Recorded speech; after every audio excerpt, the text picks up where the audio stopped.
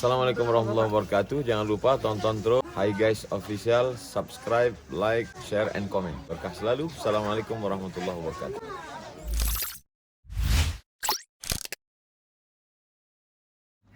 Wa qumu lillahi qanitin.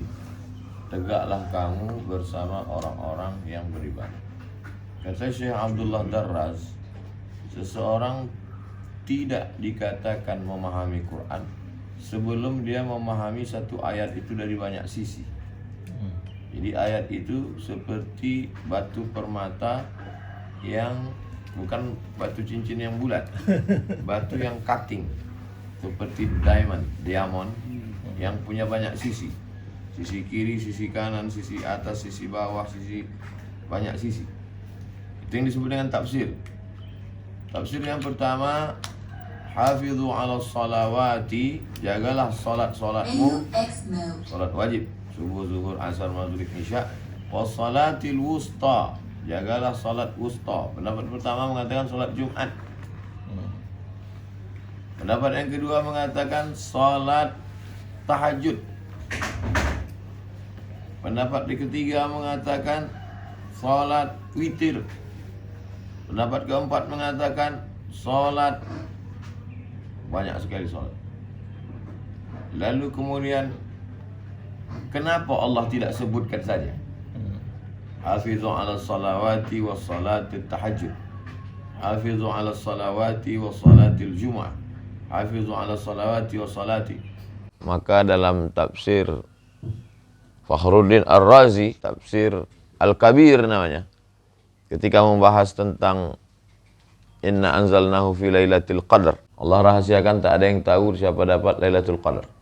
Allah rahasiakan tak ada yang tahu siapa dapat taubat nasuha. Allah rahasiakan tak ada yang tahu siapa dapat haji mabrur. Allah rahasiakan tak ada yang tahu siapa dapat salat wusta secara pasti. Kenapa? Supaya orang senantiasa berharap ingin mendapatkannya dan supaya dia istiqomah. Tapi ada indikasi-indikasi di ujung itu. Wa qumu lillahi qanitin. Tetaplah engkau tegak terus istiqomah, qanitin, bersama orang yang tegak beribadah. Al-qanituna wal qanitat, orang yang tegak istiqomah beribadah. Jadi yang diinginkan dari ayat itu, hafizu ala salawati, jagalah salat-salat fardumu, was salatil wusta, dan salat wusta yang ku rahasiakan, tak ku kasih tahu, supaya kau tetap istiqomah mencari dan terus tidak pernah merasakannya aku sudah dapat karena rahasiaku.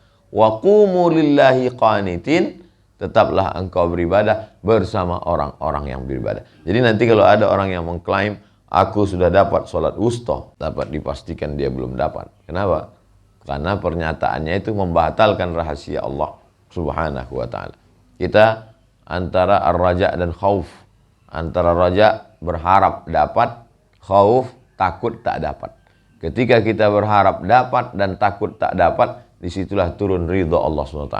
Ketika kita mengklaim, menyatakan sudah dapat dan tak ada kekhawatiran lagi, maka sesungguhnya kita jauh dari rahmat Allah Subhanahu wa taala. Adapun penafsiran, ya memang begitulah tafsir. Kalau satu bukan tafsir namanya.